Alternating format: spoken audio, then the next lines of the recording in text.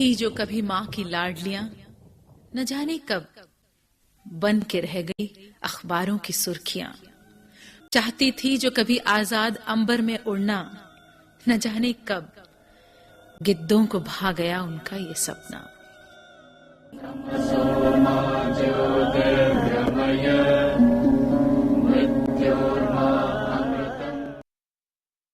एक सप्ताह के अंदर 2 बच्चियों के साथ ऐसा निर्मम कांड हुआ है और ऐसा कांड जिसमें लहूलुहान हालत में वो बच्ची मिली है, ये बड़े शर्म की बात है। राजस्थान की सरकार के लिए कलंक है और राजस्थान की राजधानी में ऐसी घटनाएं आए दिन हो रही हैं। 7 दिन के अंदर 2-2 घटनाएं हो रही हैं, तो ये और भी शर्म की बात है। और जैसे कि हर जिले में हो रही है, लेकिन राजस्थान में राजधानी और सरकार की नाक के नीचे ऐसी घटना होना और महिला मुख्यमंत्री होना बहुत बड़े कलंक और शर्म की बात है।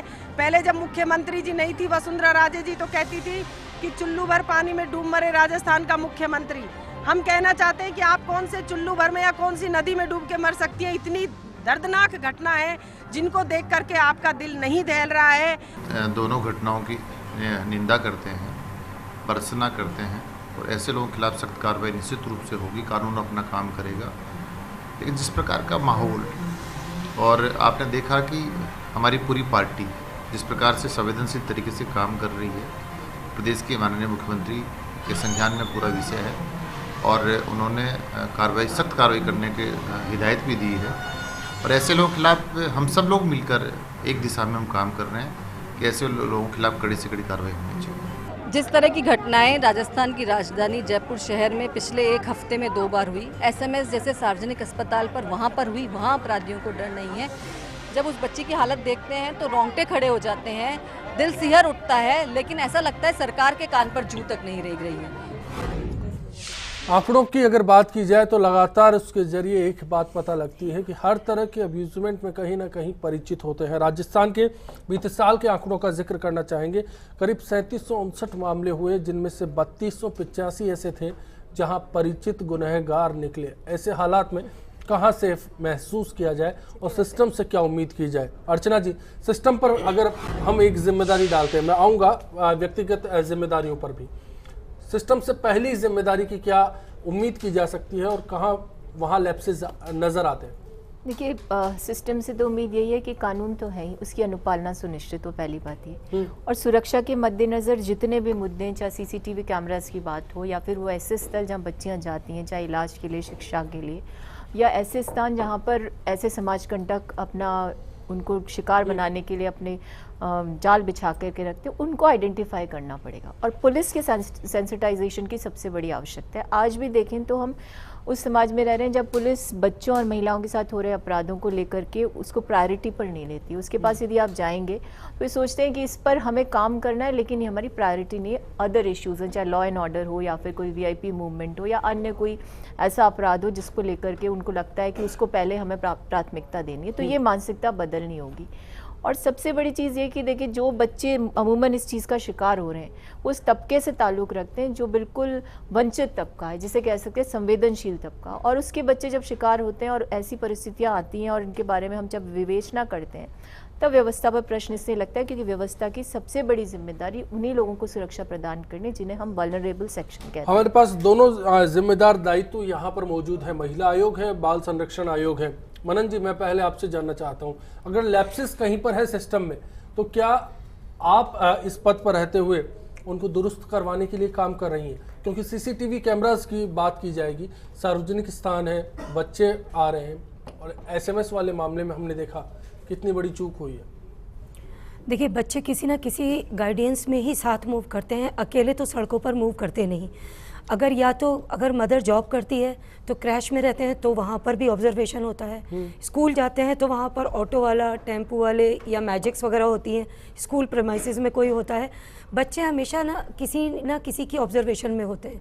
तो ऑब्जर्वेशन में जिनकी है, हमको उनकी टेस्टिंग पॉइंट्स, जैसे अभी एक ऑटो वाला केस हुआ था, तो स्कूल से मैंने ये सवाल किया और स्कूल को इस चीज़ के लिए पाबंद किया कि आप किसी भी तरीके से आप किसी भी व्यक्ति को अपॉइंट नहीं कर सकते, और लिखित में हर चीज़ के लिए इनको पाबंद किया गया, क्योंकि जब पता किया तो वहाँ पर उन लोगों का रजिस्ट्रेशन ही नहीं था। तय की जा सकती है हर बार मामला सामने आने पर ही, क्यों नहीं? इसकी सामूहिक ही जिम्मेदारी है हमें, बेटी के लिए तो इस मामले में और बच्चों के लिए तो हमेशा, क्यों नहीं? आप छोटी सी एक बात है कि बच्चा सिंपल जा रहा है, बाथरूम खुला है और इमर्शन रॉड लगी है और उसमें झटका लग गया, अगर माँ ने ध्यान नहीं दिया तो, क्योंकि उसे नहीं मालूम ये इमर्शन रॉड है, वो बाल्टी को पकड़कर खड़ा होगा और उसे झटका लग सकता है।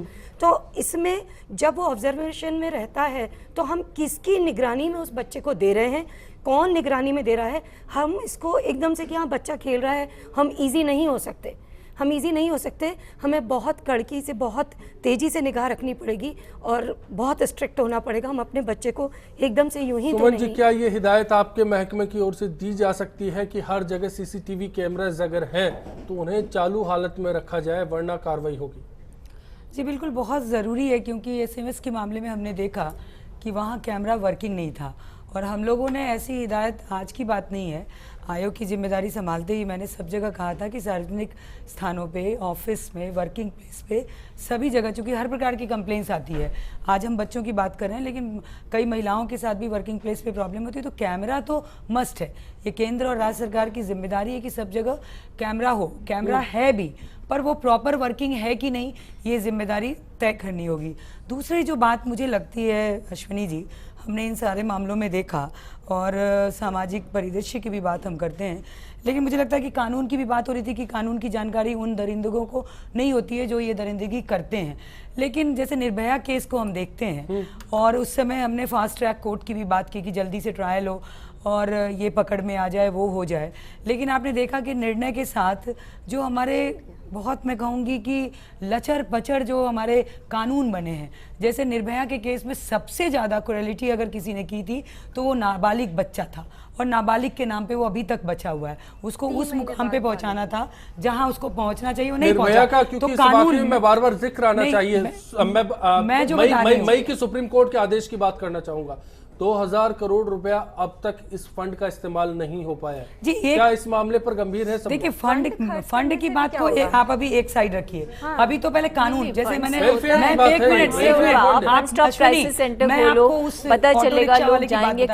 ट्रांसपोर्ट में हमने उसको पकड़ लिया, आप देखिए दुखदाई स्थिति है कि हमने उसको पकड़ लिया, पुलिस ने उसको पकड़ के कार्रवाई भी हो रही है, लेकिन क्या कार्रवाई वैसी होगी जिससे एक नजीर पेश हो समाज में कि अगला कोई हिम्मत नहीं करे, चाहे जैसा भी व्यक्ति हो?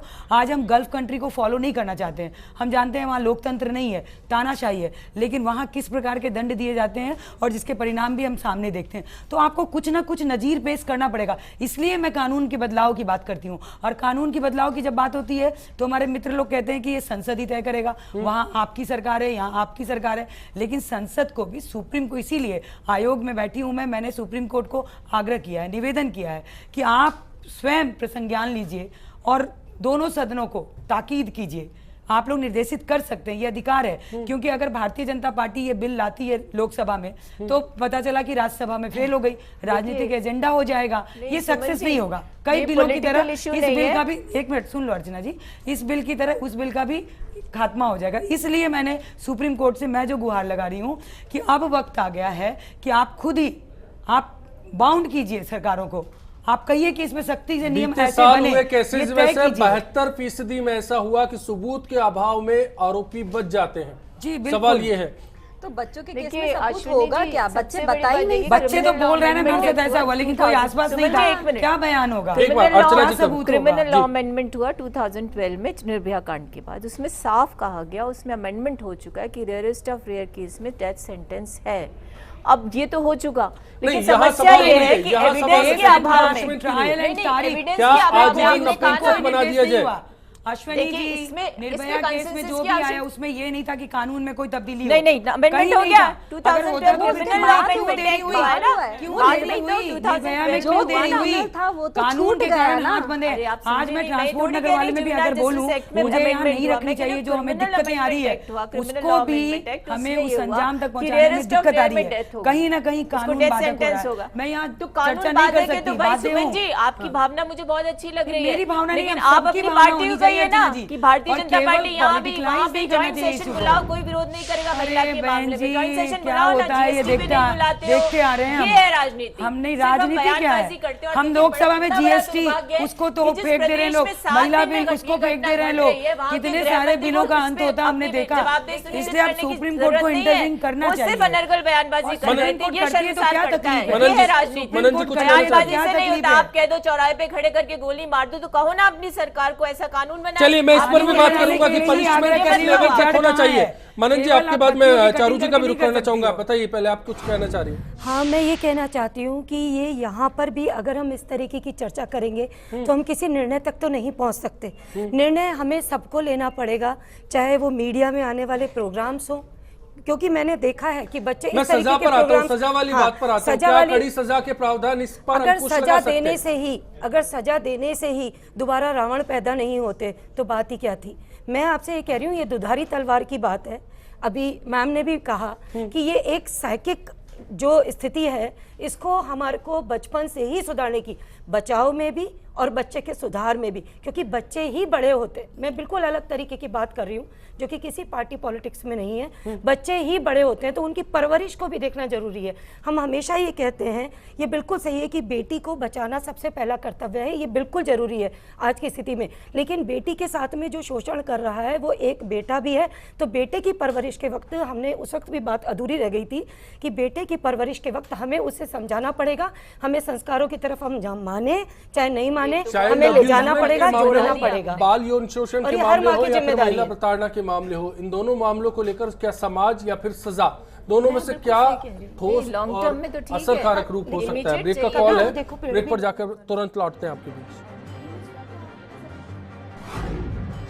महिलाओं की सुरक्षा को लेकर हमेशा सवाल खड़े होते हैं और यही वजह है कि महिलाओं के साथ दुष्कर्म और बच्चों के साथ दुष्कर्म के मामले दिनों दिन बढ़ते जा रहे हैं। प्रदेश भर में इन मामलों में इजाफा होता जा रहा है और हाड़ौती भी उससे अछूता नहीं है। कई बार इस तरह की वारदातें सामने आती है, उसके बावजूद ये सिलसिला थमने का नाम नहीं ले रहा है। हमारे साथ कुछ महिलाएं मौजूद हैं, इनसे जानने की कोशिश करते हैं कि कहाँ चूक हो जाती है, क्या समाज से चूक हो जाती है या प्रशासन का डर नहीं है, पुलिस का डर नहीं है। क्या लगता है आपको इन मामलों में लगातार बढ़ोतरी होती चली जा रही है? अगर प्रशासन का डर अपराधियों में जरा भी होता तो ये जो घटनाएं हो रही हैं इन पर कब का अंकुश लग जाता।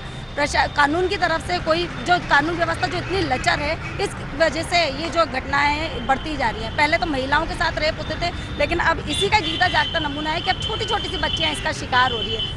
समाज और कानून और सरकार मिलकर इसके लिए कोई ठोस कदम उठाए तो जल्दी ही इन पर अंकुश लगाया जा सकता है। ठोस कदम उठाने की जरूरत है। आपको क्या लगता है, क्या इस तरह के जो मामले उनको रोकने के लिए समाज को भी आगे आना चाहिए, पुलिस को भी आगे आना चाहिए, अपराधियों में डर होना चाहिए कम से कम? देखिए, मैं बिल्कुल समझती हूँ और इस बात से बिल्कुल सहमत हूँ कि समाज को इस चीज़ में बिल्कुल आगे आना चाहिए, क्योंकि आजकल के जो अपराधी हैं उनको बिल्कुल भी डर नहीं है, ना तो समाज का ना पुलिस प्रशासन का। वो खुलेआम बिल्कुल आज़ादी की तरह घूम रहे हैं। इसी कारण से पहले जो महिलाओं के साथ होता है, छोटी छोटी बच्चियों के साथ में होता है, और प्रशासन बिल्कुल भी सचेत नहीं है इसके लिए। ना कोई महिला सेफ है, ना ही कोई लड़की सेफ है। प्रशासन इसके लिए कुछ भी नहीं कर रही है। जब भी ऐसा कोई केस होता है तो तुरंत अपराधी को बेल मिल जाती है, जबकि ऐसा नहीं होना चाहिए। बेल इस केस में बिल्कुल मिलनी ही नहीं चाहिए और 7 दिन के अंदर अंदर उसकी कार्रवाई होनी चाहिए। बेल मिलने पर ऐसा होता है कि अपराधी बाहर आता है और गवाहों को बदलने की कोशिश करता है, उन्हें डराता है, उन्हें भयभीत करता है। कानून का जो डर है वो अपराधियों में फिलहाल नजर नहीं आ रहा है। जो कोटा की जो महिलाएं हैं वो साफ तौर पर कह रही हैं कि कानून कड़े बनाने की जरूरत है। इसके साथ ही जो न्यायपालिका है, उस न्यायपालिका में भी जो इस तरह के मामलों में तेजी से कार्रवाई होनी चाहिए। तब तक इस तरह के काम नहीं होंगे, तब तक इस तरह के मामलों पर अंकुश नहीं लग पाएगा। कोटा से फर्स्ट इंडिया के लिए कैमरा पर्सन मुकेश शाकेवाल के साथ शाकिर अली। थी जो कभी माँ की लाडलियां, न जाने कब बन के रह गई अखबारों की सुर्खियां। चाहती थी जो कभी आजाद अंबर में उड़ना, न जाने कब गिद्धों को भा गया उनका ये सपना।